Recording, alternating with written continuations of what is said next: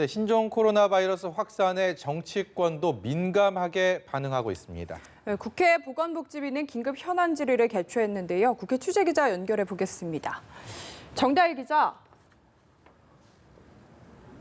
네, 국회 보건복지위원회는 이 전체 회의를 열고 신종 코로나 바이러스 대응 관련 이 긴급 현안 질의를 했습니다.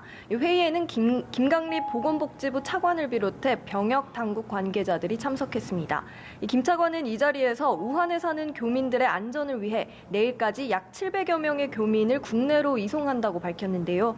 이 귀국하는 교민의 임시생활 공간과 관련해서는 이 정부의 최종 발표 지역인 충북 진천, 충남 아산과 다른 이 1차적인 중간 내용이 언론에 공개됐다며 지역사회에 상당한 불만과 혼선을 초래했다는 점에서 사과드린다고 밝혔습니다.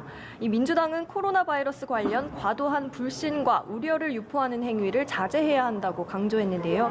이 이인영 원내대표는 당 회의에서 중국인 입국 한시 금지 등 다양한 주장은 이 정부 대응이 느슨하다는 인식에서 출발했다며 지금은 정치권이 정부 방역 능력을 믿고 또 지원할 방법을 찾아야 할 때라고 강조했습니다.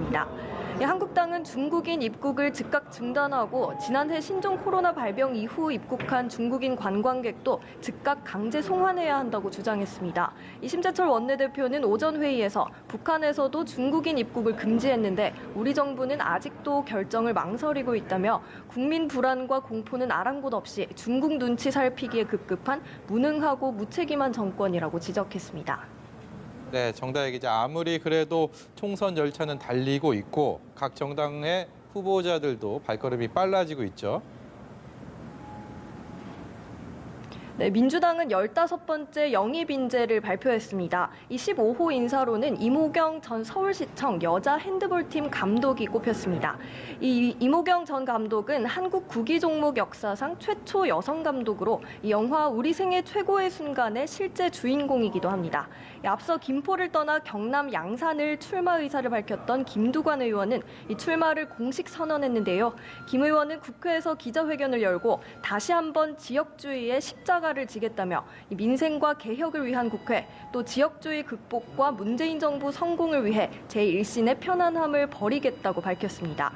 이해찬 대표와 이낙연 전 국무총리를 필두로 하는 이 선거대책위원회도 이르면 내일 발족해 본격적인 총선 채비에 나선다는 계획입니다.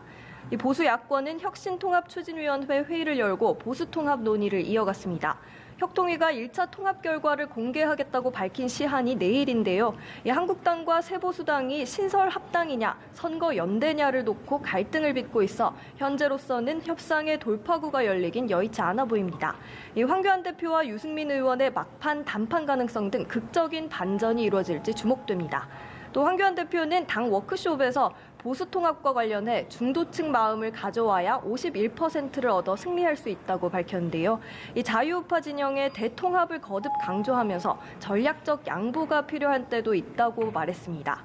안철수 전 국민의당 대표가 어제 바른미래당을 탈당하고 신당을 창당하겠다고 밝히면서 안철수계 의원들의 행보도 관심인데요. 이 바른미래당 이동섭 원내대표 권한대행은 안철수계 의원들의 제명 요구가 받아들여지지 않는다면 창당 이후 탈당해 신당에 합류할 것이라고 밝혔습니다. 지금까지 국회에서 전해드렸습니다.